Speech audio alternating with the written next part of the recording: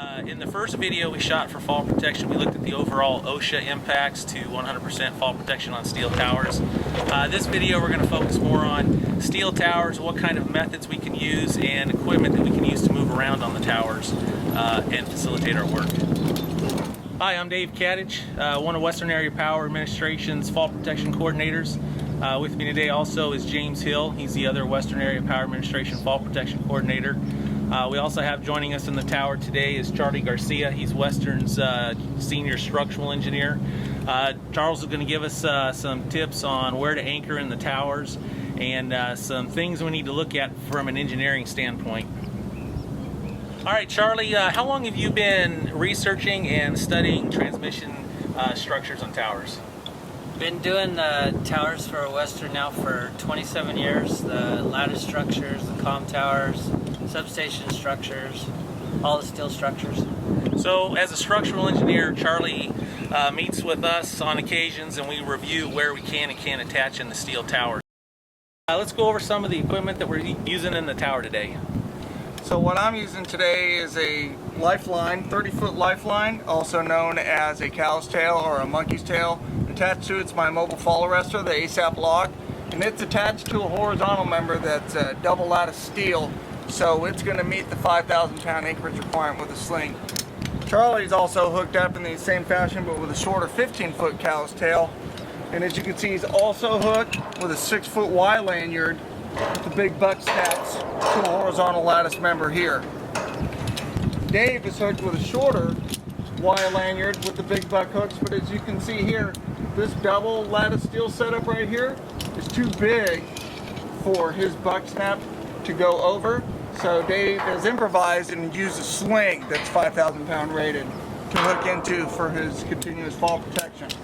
When you're hooking your big buck snaps into these, you want to make sure, as Dave has them here, and Charlie as well, that they're orientated basically in a vertical position so that if there is a fall, the fall forces fall directly in line with the hook. What you don't want to have done is have them in a perch position to where the fall is going to bend your hook in half, because one, it's probably going to break your hook, and two, it's against manufacturer's recommendations.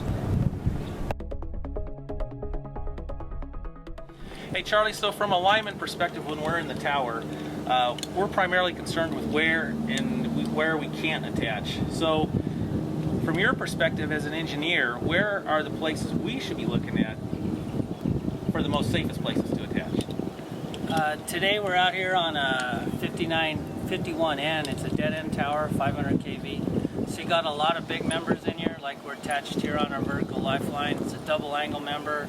It does have a single bolt that's attached to the leg, but it's in double shear, so it's twice as strong.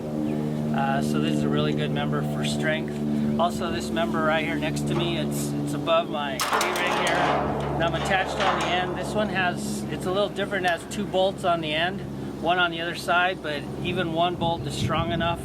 The bolts will shear over 10,000, so there's no problem for attachments on them. This angle is strong enough even in the middle. This is the point right here to be attached to on the tower, because the angle is the least strength and it's more likely to bend. This member is a little bit bigger, but some towers are going to have real small members on here, and if you do fall into this member, it's going to be weak right here. So we have a lot of big members. This one we're standing on is a nice big angle across the tower. It has double bolts on either end on it, so this one's strong. The legs, of course, all the diagonals are big because it's a tension tower. We got tension insulators on it.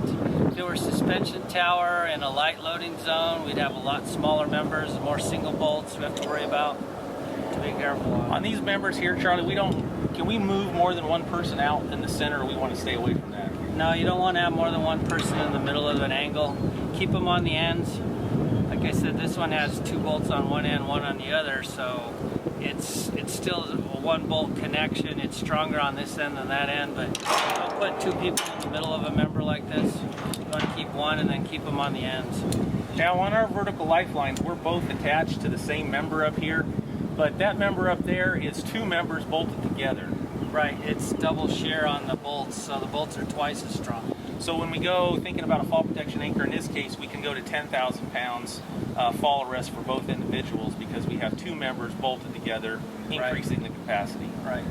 I'd try, I mean, it's hard to do, but I'd try and stay away from putting both people in the middle of this one too. But it would still probably be okay to have both people there if you had to. But try and stay on the ends of these members, especially the longer the member, the weaker the member is going to be in the middle. So that's something else too. Even if it is a big member, if it's spanning 50 feet, it's still going to be weak as this small member is spanning a short distance.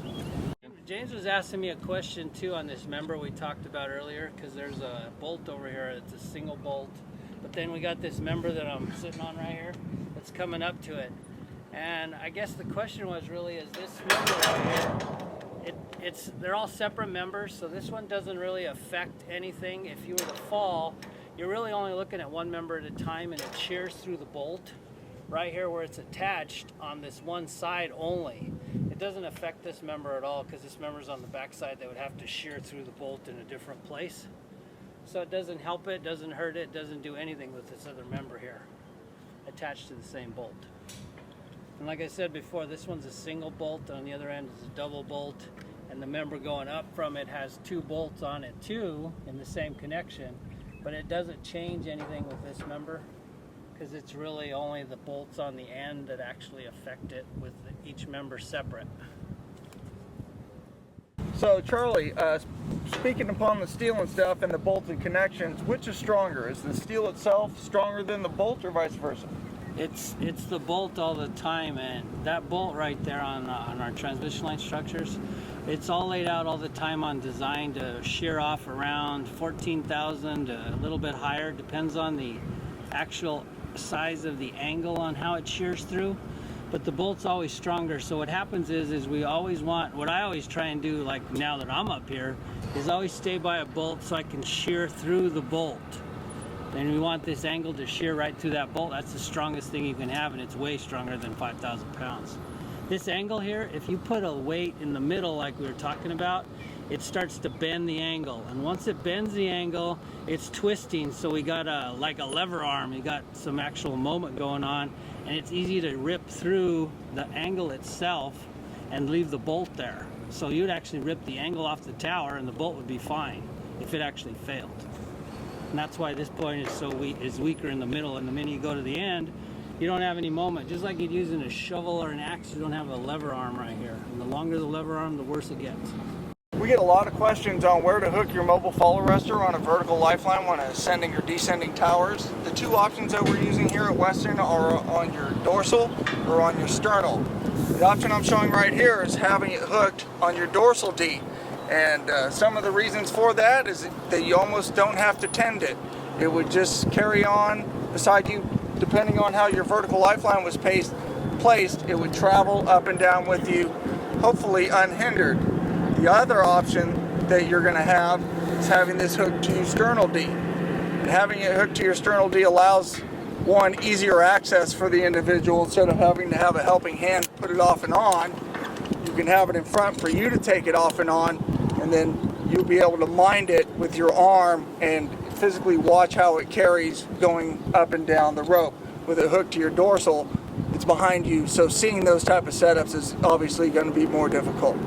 And that will also depend on where the rope is. Today we have the rope offset to the inside, which carrying it up on a layback of a tower may be a preferred option, and I like to carry mine in front, and I can mind it under my arm. If it was carried onto the opposite side of me, I may want it hooked to my back, because if I mind that on my arm with the vertical lifeline running in front of the step bolts, has a tendency for the absorber and the device to catch on the step bolts as you go down with it hooked to the front. So hooked to the rear may be a better option. So with vertical lifelines, one of the benefits that we have here is we have a lot of horizontal movement. Although we're secured at an anchor, this gives us much more flexibility to work in locations around the tower. A 6-foot lanyard, you're still limited by its distance and where the buck hooks go, so you can't reach as far or work as far in one setup without having to move. So James is going to demonstrate what we have here is he can move around the tower quite freely with this setup, as you can see.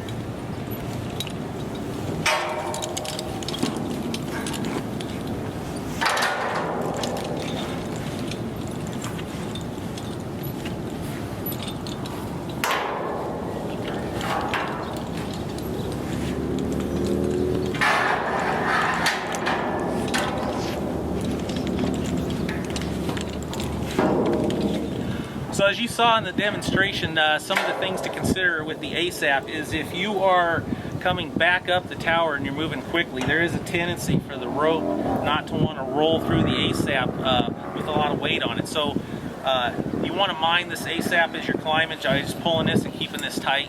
With this tight, you have the minimum fall distance on your setup.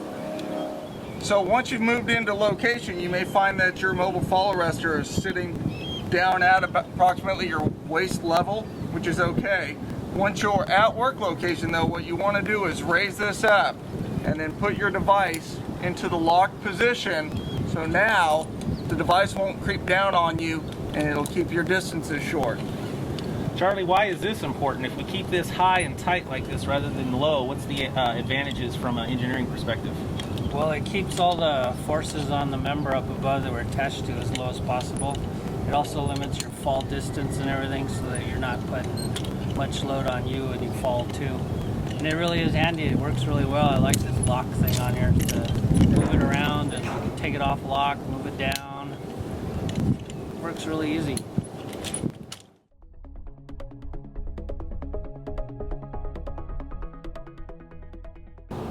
All right, we've transitioned up to the tower arm, and now we want to talk about different areas and ways to attach up here to facilitate working on the arm with limited points of attachment. James, can you kind of go over what we have up here right now? Similar down in the waist, but now what do we got up here on the arms? Okay, so what we have up here on the arms right now is Dave and I are connected to our vertical lifeline cowtails, and those are connected high up on the goat peak. And we have Charlie, who is connected to a 16-foot self-retracting lifeline, and his is connected low, as they may end up being down just above the arm member and the splice plate. Let's say, for an instance, if you didn't have a goat peak, it was basically a naked bridge, that would probably be a point that you would have to attach at. So with the SRLs, so you have your option of an SRL or perhaps a lifeline like this to be out here. You'll notice, again, like James said with the SRL, when it's attached down low where it's easy to reach, it creates this angle right here that if Charlie unbelts or moves, where he's going to swing back into the tower. The vertical lifelines, if they're off the goat peak or up higher on the tower, create more of a vertical fall. So we're not going to swing back into the bridge. The other thing to remember is with this tower arm, we used to just take our positioning skids and go right over the tower arm and lean out for our hands-free work. That was considered work positioning. Well, what do we know what OSHA said about work positioning on tower arms is they're no longer appropriate. So we have to be in fall arrest, and our options for fall arrest are an SRL or vertical lifeline. James, do we have any other items that we can do out here on a tower arm that are easy to use and set up? You could, if you had to, if there's nowhere else to set your vertical lifelines on, you could use like a 6-foot lanyard with a big buck hook or a sling or something, especially on a dead end where you're going to have the larger size members.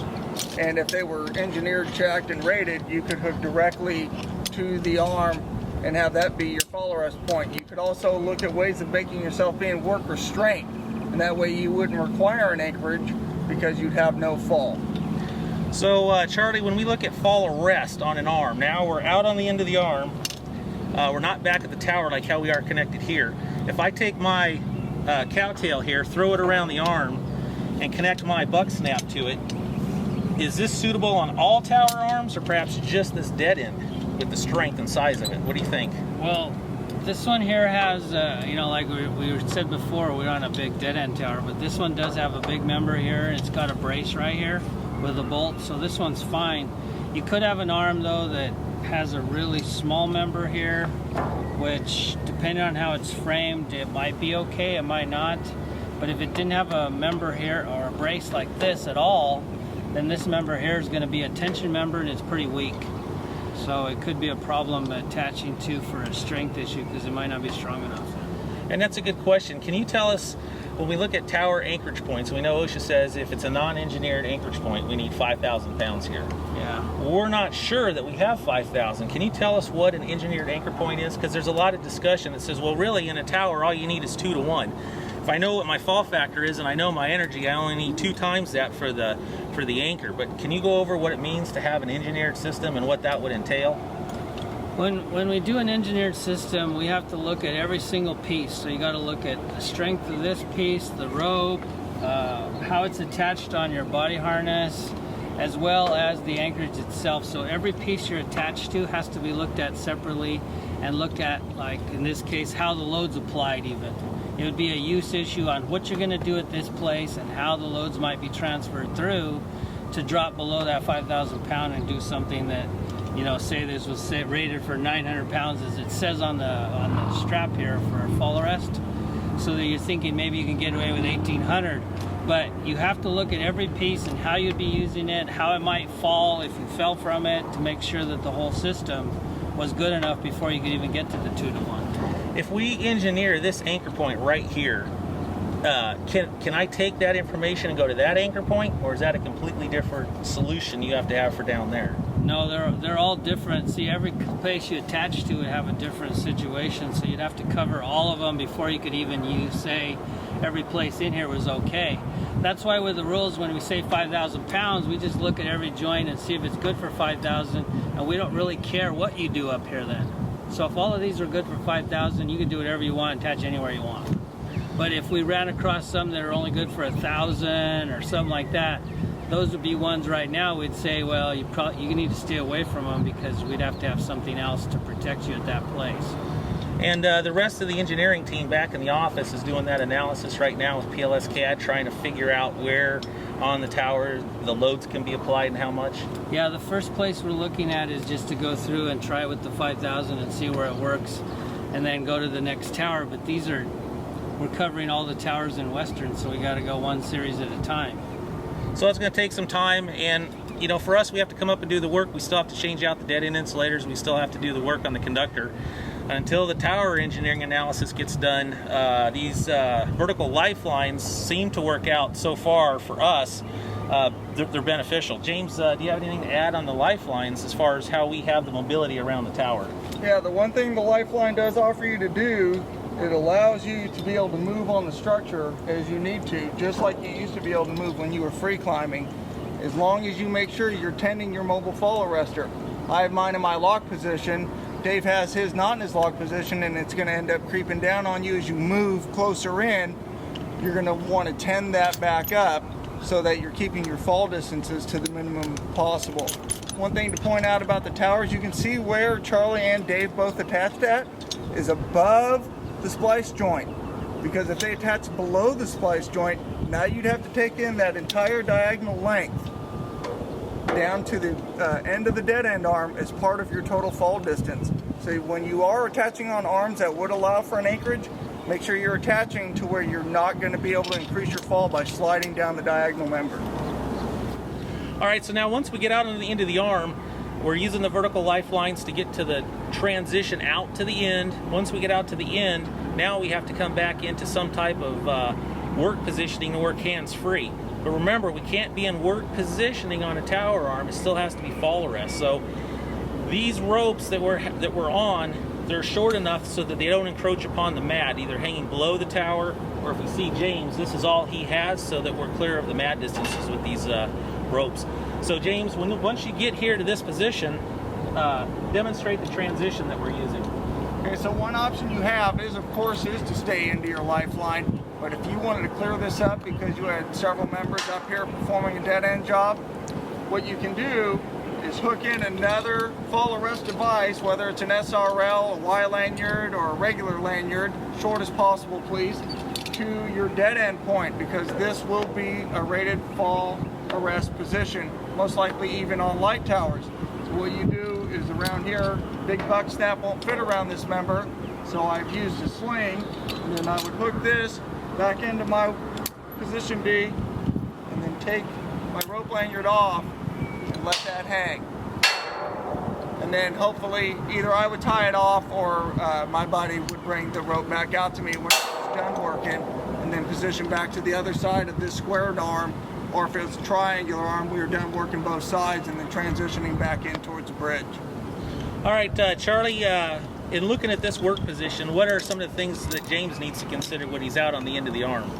Well, when you mentioned that about attaching on the end of the arm, I guess the obvious thing that I want everybody to know is that when we designed all these towers, the only place we put a maintenance load is actually right there where the insulator is attached and where the overhead ground wire is attached. So those two places are both be rated for essentially a fall protection load for an anchorage. Those are the only two places on every tower in Western that it's already rated for that I don't even have to look at right now. So right now our anchors go right up to the goat peak. Yeah, and see these are attached up there at the top right in the right spot too. And with this SRL here, I mean these lifelines are way easier to move around. This right here I wouldn't like moving around at all, other than like you mentioned, just to transition and to go out there before he's attached. And again, with the SRLs, remember we're showing this as an example of an extreme swing fall. We're going to go ahead and move the SRL up higher and then demonstrate it in a more appropriate position down on the arm. So like where Charlie's standing right now, if he were to fall, he's coming swinging right back into the tower. He doesn't have any work positioning attached to the tower. So if he goes, he's coming back in. That's a hazard. So to mitigate that, we like to move that SRL up higher and get more of a vertical retract on it. Be a better position for us to work. Okay, so what we've done is rigged the SRL higher, approximately 8 feet higher on the goat peak, but not all the way on the top. And what it does do is take away a lot of the angle that we had when we had it lowered. Even if a guy was on this and he walked out to the end of the arm, his angle is going to be about 30 degrees versus 90. So if you're at a 30-degree angle and for whatever reason you had a fall, that's your swing fall. If you were at a 90, that's your swing fall. So getting these items as high as possible, like this is a 16-footer, so you have to take the length in consideration. Getting them as high as possible to eliminate the angle is what's best practice. All right, so we repositioned the SRL. We moved it about 8 feet up the tower and reattached it back to Charlie. Charlie, spin around. If you'll see the angle now, we've improved this substantially. It's no longer back right at the tower arm connection. Comes right down to here, 8 feet. If Charlie falls, he swings back in, but it's not that huge angle that we had before. Here's the challenging point, is that the member right across the bridge, that when we come up on the step bolts, it's the easiest member to get to. It's the most convenient member, and it's where you're going to want to attach an SRL. But if you do attach an SRL right at the base of the arm, at the top angle member, you're going to have that huge swing fall. So a better solution is to move higher up the tower if it's available and attach so you can reduce the angle like you have here. Yeah, any tower that has a overhead ground wire, goat peak, whatever on there will have a piece up there. And this is attached right around the member and around the angle leg that goes up too, so it's strong enough for fall protection. So we're good there. And also, Charlie, when we have on the end of an arm, we may have 3 people up here working a hot end procedure. And if we have all of our fall arrest loads back to the tower body, that is much better than placed out on the arm, correct? Yeah, and you should be, with everybody on here, you should be attached in separate places, and if you can, obviously, because you got to make sure each one of those are good for the 5,000 pounds for each person. So right now, all 3 of us on the end of the arm are all attached to different places back onto the main tower body. All right, next we wanted to talk about where the ASAP is on the rope and how much of a difference that is when we talk about loads on an anchor. Charlie, what do we know about this position versus having this way up here? Well, man, we were just talking about that. I mean, this unit is rated for a certain fall. It says on each one of them. And this one here has, what has it got? 900 pounds and 2.5 meters. So the 900 pounds of the 2.5 meters would be the whole distance of it away from you, and now you're going to fall. That's how this is rated. And this 900 pounds, most of the time, these numbers are average loads, which you could see a little bit higher of a peak load. Like this SRL right here on me says 900 pounds too, but if you look on the tables, it's like 1350 maximum is what it could do to you. So if we slide this up here now, what we've done now is we've decreased the load if you fell to virtually, there's not going to be anything happening much. And if it were all the way, the only thing you're doing is taking up the slack in the rope and tightening up the harness on your fall, so it's just a small amount of, and there's really no load to the tower much of any kind. It's just your weight, and more than likely this thing's not even going to deploy at all. Nothing's going to happen. So that's why when we were talking earlier about walking around, it's always nice to keep this up higher So we don't have a problem with the anchorages, we don't have a problem with loads on the harness to you or anything, because everything's going to be small amount of loading totally. And I think another safety point to consider, you might have noticed James and I walking around the bridge up here, especially when you're out where there's no empty members. This bridge is about 9 feet across with nothing else above us to attach to. So to walk out across here, if you need to steady yourself or you're carrying more tools or sticks with you, there's a tendency to grab the rope. So use this as a handhold. So think about where your hand is up here. If I grab this rope and my ASAP's up here and I fall, and I grab the rope, it's going to pull my ASAP and I'm just going to keep going. So we want to keep your ASAP up, make sure you hold on the rope underneath the ASAP if you're going to move around the tower. James, go ahead and just walk my way and you'll see the difference here where he has his hands and where we have our hands. Just keep them below the ASAP so that if you do come onto a fall, you're not grabbing this and pulling it down with you as you go. So again, just as a safety consideration, keep your hand underneath the ASAP.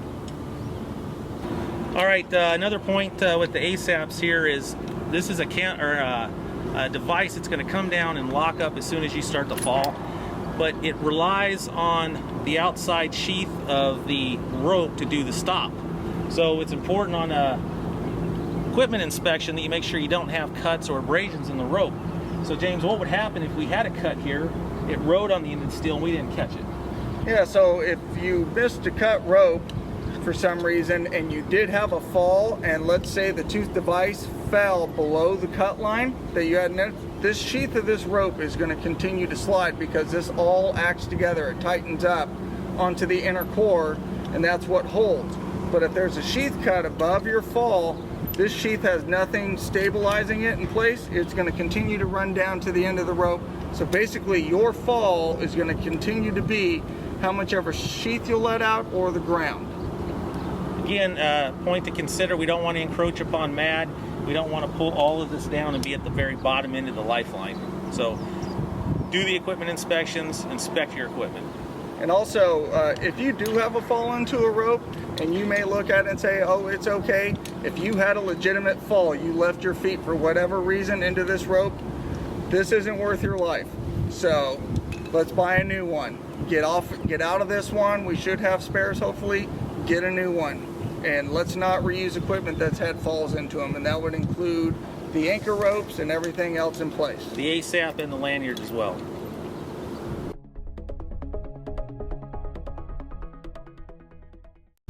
All right, so we've talked about lattice towers. Now we're going to talk about the tubular steel structures like the one you see behind us. Now, a lot of the application we used on the lattice can be transferred right to the steel structures. So let's go take a look at some of the applications we can use on tubular steel structures if you don't have a Bronto, Condor, or bucket truck to reach up to the top. All right, so here we are in a tubular steel structure. We're on a ladder assembly. Just like steel poles, there's still the challenge of how do you get the first man up. At Western, we've studied the step bolt, so we're not allowed to attach onto the step bolt for a fall rest anchor. So we have to go back either to the main assembly or back to where the joint of the ladder attaches to the pole. If we hit those 2 points, we have our anchorage strength for fall rest. So, first man up, in the first part of the video, you notice James climbing with the buck hook. Pretty much the same way on lattice, he's just hooking behind the main member that attaches the ladder assembly to the steel pole. Once he gets up, he can bring a vertical lifeline, which we have here. Second and third man up can come up, vertical lifelines, and attach off. We use our work positioning skids over the anchor just for our lean out. We're in work positioning mode here. I got the ASAP in my lock position here for fall arrest. I can unbelt, I can move, and I can move up and down the ladder. You can also use SRLs in this configuration. If you look up above, we've got an SRL rigged up there as well for demonstration. For moving up and down once you get to the arm level, if you need to rig sticks or go out on the end of the arm, you have the capability of the reach. Some of the things we have for equipment James is going to talk about. For example, let's start with the book hooks. Some of the do's and don'ts when you're on a ladder. So when you're on the ladder and you're using a lanyard or Y lanyard with the buck hooks, you want to make sure when you're setting them onto the ladder portion itself, you can either set them onto the anchoring point of the ladder, or you can set them along the ladder but on the step bolt. One thing that you want to watch out for is where Dave has his hands right here, is where the ladder will have transition points and it has 2 step bolts, because then that's going to allow your big buck snap to sit in a more perched position. So if you did have a fall in this position, it would end up bending. You don't want that whatsoever. So if you absolutely had to connect around a point where there was a double step, you're going to end up wanting to take your regular snap or your big buck snap and put it in a sling behind it, so you're keeping that fall into a vertical position. Okay, the last thing we want to talk about on ladders for tubular steel structures is the difference between fall arrest and work positioning. If you look at James, he has the big buck snap, and he's going to talk about where it's actually positioned around the step bolt assembly. So as you can see right here, the big buck snap, as it lays up against the tower, the reason why this is okay is because the forces applied to the step bolt are basically right at its strongest point, where we know we're going to get a 5,000 pound anchorage. For some reason this can end up getting out here and the forces were accidentally applied out on here. That is a no-no. That's definitely not what we're looking for. This keeps all the forces basically set in right on the vertical member. Dave's going to show you what happens is when he gets his adjustable lanyard set out further as he transitions with it on. So if I use this as work positioning and I cross this step bolt like we traditionally have with our skids, if I bring this up and I fall now, the force is out on the end of the step bolt, creating a cantilever load on the step bolt assembly. So how do you determine, or how do you make certain that your skid does not get out to the end of the step bolt? We know we want it to be here, but we can't guarantee it's always going to be here. If I slip, will I bring this up over the step bolt? So those are some considerations you need to be careful with when you're looking at step bolts. Anytime you go out to the end of the step bolt, you're losing all the strength in the step bolt, and you're losing all your support for your fall arrest anchor out here. So when you're climbing a ladder, it's good to make sure that you have everything positioned in tight.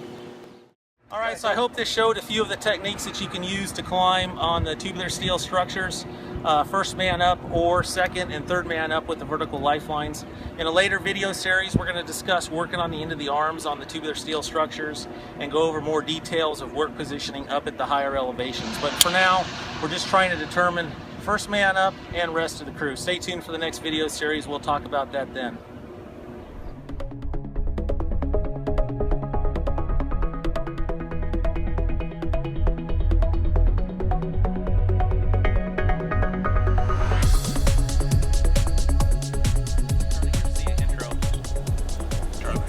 All right, ready, Charlie? Here goes. All right, so Charlie, how long have you been studying and engineering lattice and steel structures? Been doing the steel structures for 27 years now. It's Western. Yeah, don't worry about that.